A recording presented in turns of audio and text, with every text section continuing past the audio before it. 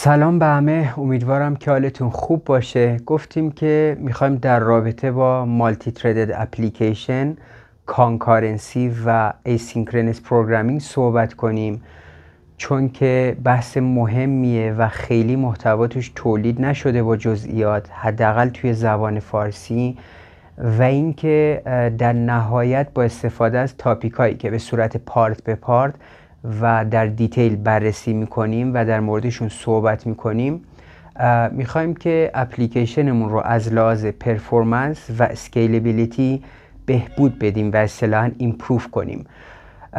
ببینید، هدف ما کلاً اینه که همه چی رو جزئی ببینیم و در دیتیل بررسی بکنیم.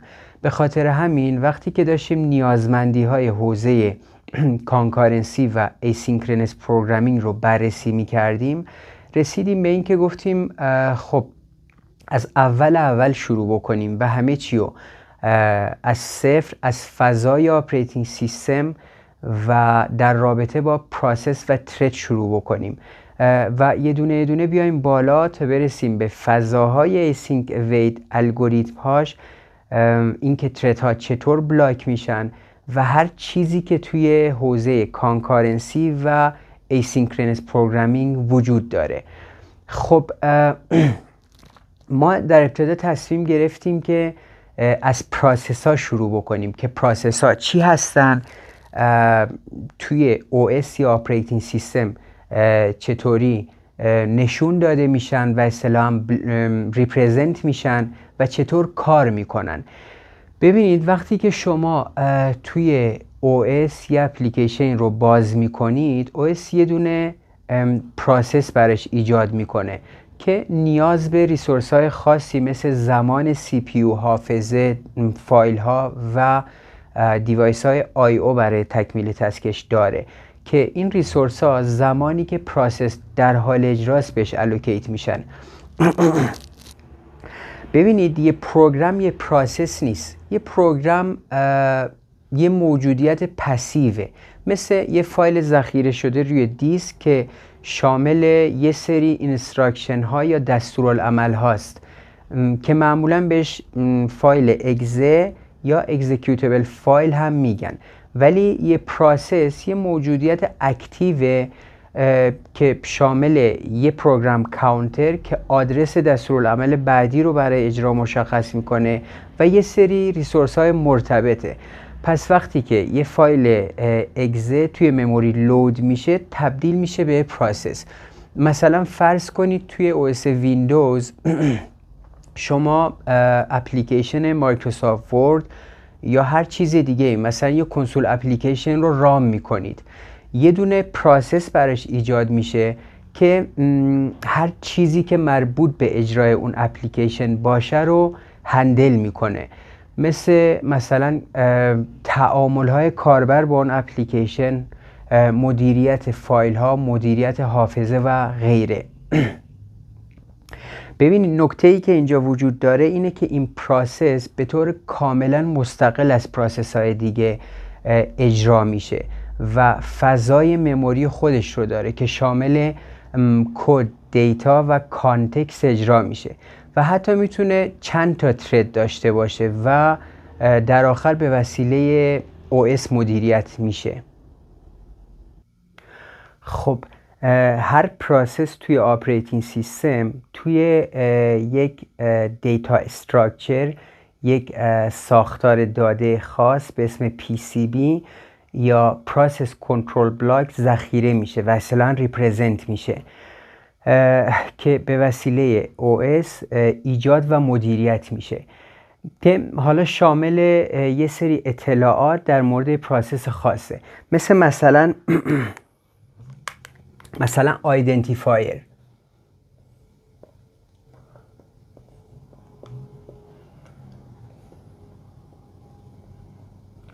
که شامل یه شناسه منحصر به فرد برای اون پروسسه، برای تمایزش با پروسس های دیگه.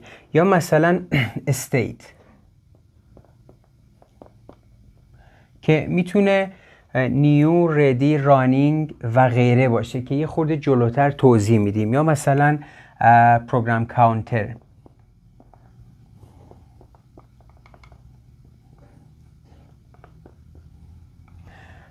که همونطور که گفتیم آدرس دستورالعمل بعدی برای اجرای اون پروسس رو مشخص میکنه و نگر میداره، همون PC بود.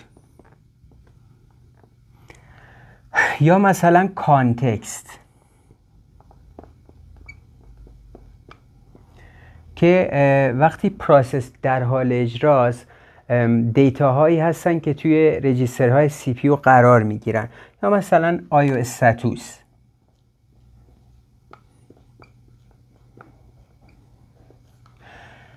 که شامل درخواست های آی او، دیوایس هایی که به این پروسس الوکیت شدن و لیستی از فایل های باز مورد استفاده این پروسس هست، و یا مثلا accounting information.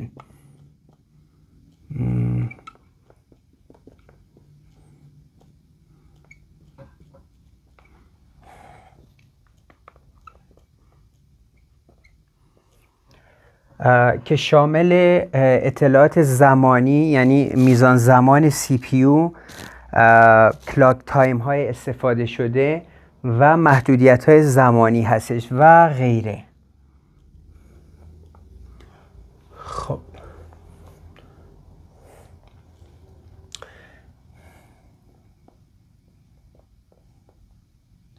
پروسس کنترل بلاک. ببینید وقتی که پروسس اینتراپت میشه و وقفه میخوره مقادیر فعلی پروگرام کانتر و رجیسترهای سی پی یو همون کانتکست توی پی سی بی مربوط به اون پروسس ذخیره میشن و استیتش به استیت دیگه تغییر میکنه، حالا مثلا مثل ردی یا بلاکت. حالا OS آزاده که یه پروسس دیگه رو توی استیت رانینگ قرار بده و پروگرام کانتر و کانتکست اون پروسس لود میشن و اون پروسس شروع میکنه به اجرا شدن. خب ببینید هدف مالتی پروگرامینگ اینه که تعدادی پروسس همیشه در حال اجرا باشن برای اینکه استفاده از سی پی یو به حد اکثر برسه، و هدف تایم شیرینگ اینه که ما یک کور سی پی یو رو هی بین این پروسس ها سویچ کنیم که کاربران بتونن با برنامه های در حال اجرا تعامل داشته باشن. پس برای اینکه به این اهداف برسیم پروسس اسکیجولر OS میاد یه پروسس موجود رو سلکت میکنه که روی یک کور سی پی یو اجرا بشه. هر کور سی پی یو فقط میتونه یه دونه پروسس رو در یک زمان اجرا کنه. پس اگه سی پی یو مون یه دونه کور داشته باشه هیچ وقت نمیتونه بیشتر از پروسس رو در یک زمان اجرا کنه و خب مشخصه اگه سی پی یو مون چند تا کور داشته باشه میتونه چند تا پروسس رو در یک زمان اجرا کنه. اگه تعداد پروسس هامون بیشتر از تعداد کورها باشن پروسس های اضافی باید منتظر بمونن که کور سی پی یو آزاد بشه که بتونن مجددا اون رو ریسکجول کنن، چون که ما توی سیستم یه دونه پروسس که نداریم، ما یک کالکشن از پروسس ها داریم که قرار اینا به صورت کانکارنت و موازی اجرا بشن. خب حالا میخوایم ببینیم که سی پی یو چطور پروسس ها رو اکزیکیوت میکنه. ببینید ساده ترین مدلی که برای اکزیکیوت شدن پروسس ها میتونیم فرض کنیم و رفتار پروسس ها رو مدل سازی کنیم، یه مدل با دو تا استیت که در هر لحظه پروسس یا در حال اجراست یا در حال اجرا نیست و مدلمون این شکلی میشه.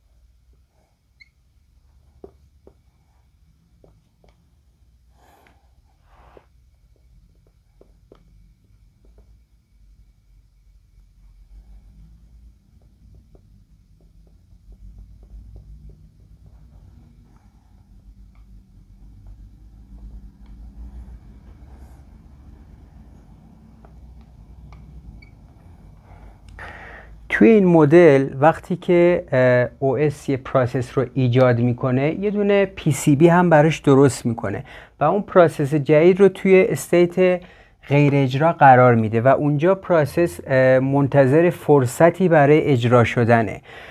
بعضی وقتا پروسسی که در حال اجراست اینتراپت میشه و دیسپچر OS پروسس دیگه ای رو برای اجرا سلکت میکنه و پروسس فعلی توی استیت غیر اجرا قرار میگیره. ببینید وقتی که یه پروسس اینتراپت میشه یا اصطلاحاً وقفه میخوره، سیستم کانتکست سویچ انجام میده، یعنی کانتکست پروسس فعلی رو توی PCBش ذخیره میکنه و کانتکست پروسس جدید رو لود میکنه. مثلا فرض کنید دو تا پروسس P0 و P1 داریم، P0 و P1 که پروسس P0 در حال اجراست، داره اجرا میشه.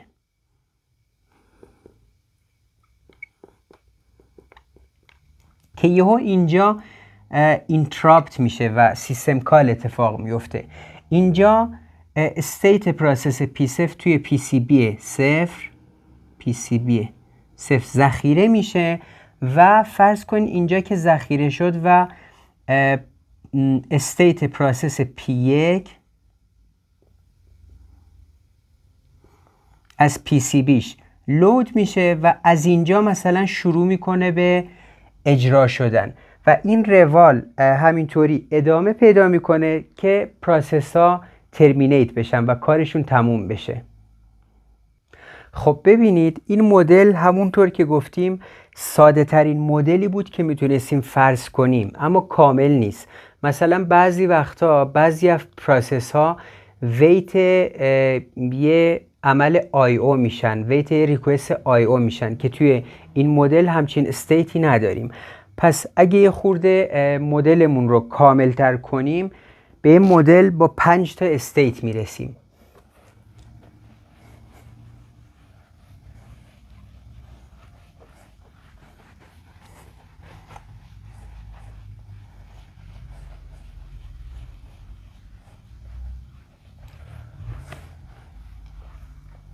که مدلمون این شکلی میشه.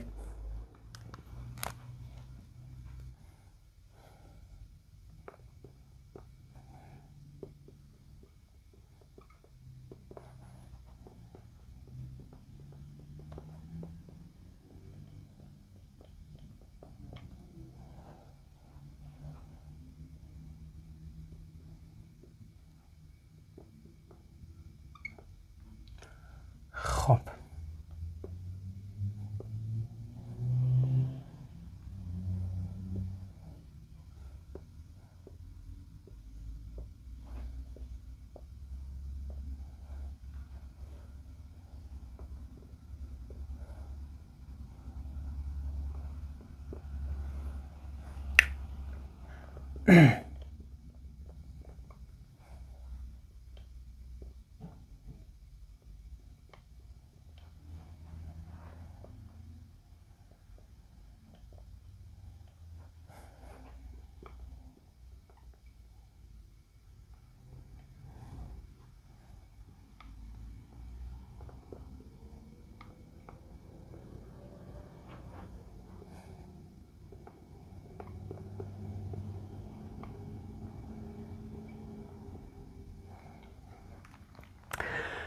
ببینید توی این مدل وقتی یه پروسس ایجاد میشه در یک صفحه ردی یا آماده قرار میگیره و اونجا منتظره که سلکت بشه برای اجرا شدن یا اصطلاحاً دیسپچ بشه. وقتی که یک کور CPU به پروسس الوکیت شد، یکی از این 3 تا ایونت میتونه اتفاق بیفته، یعنی یکی از این 3 تا حالت میتونه اتفاق بیفته. یا پروسسی که در حال اجراست یه ریکوست IO ایجاد میکنه و ویت اون عمل IO میشه و منتظر اون عمل IO میشه و در حالت بلاکت قرار میگیره. حالت دوم اینه که پروسسی که در حال اجراست یه پروسس چایلد یا فرزند ایجاد کنه و ویت ترمینیت شدن اون پروسس چایلد یا فرزند بشه. و حالت سوم اینه که پروسسی که در حال اجراست به صورت فورس از کور CPU حذف بشه و برگرده به صف آماده یا ردی، حالا به دلیل اینتراپت شدن یا تموم شدن تایم اسلایسش. البته توی دو حالت اول هم در نهایت پروسسی که ویت شده ببخشید برمیگرده به صف آماده. خب ببینید وقتی که بحث بلاکینگ میشه ما دو نوع پروسس داریم، پروسس های IO باوند و پروسس های CPU باوند یا کمپیوت باوند. پروسس های IO باوند بیشتر وقت خودشونو صرف عملیات IO میکنن، ولی در مقابل پروسس های CPU باوند یا کمپیوت باوند به ندرت درخواست IO ایجاد میکنن و بیشتر وقتشونو برای محاسبات استفاده میکنن. ببینید وقتی که یه پروسس ویت میشه و توی استیت بلاک قرار میگیره به این روی کرد، به این اپروچ میگیم که سینک یا سینکرونس اکزیکیوشن.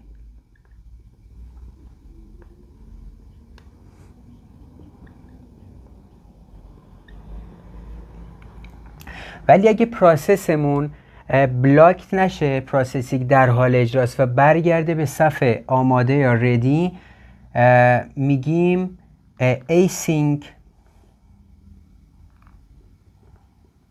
یا asynchronous execution.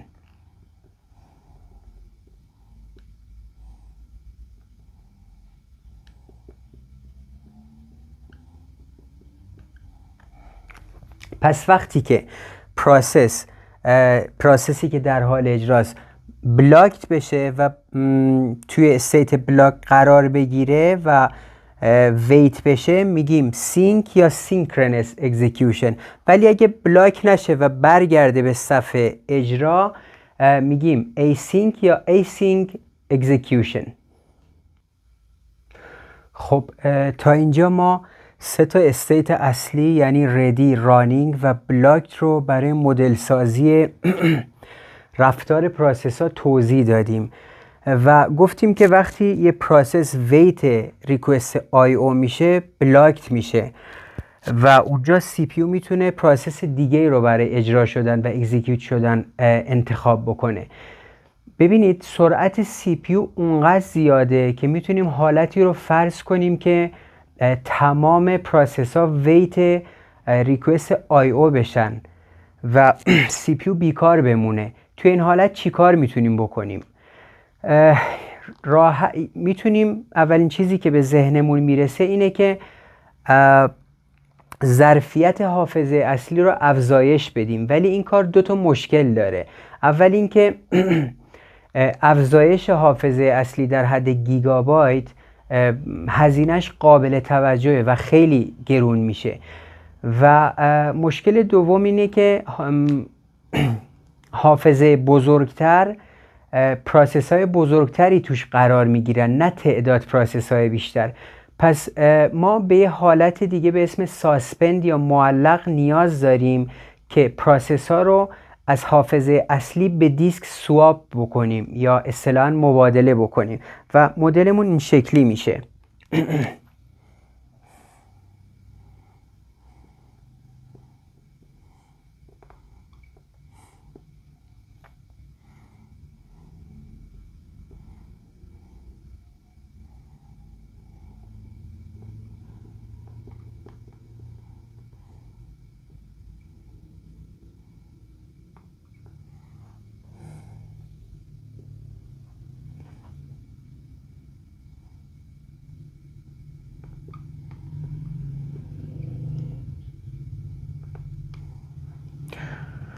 خب و اینجا هم که پروسس هایی که بلاک شدن اینجا برمیگردن به صف آماده و دوباره منتظر اجرا میشن.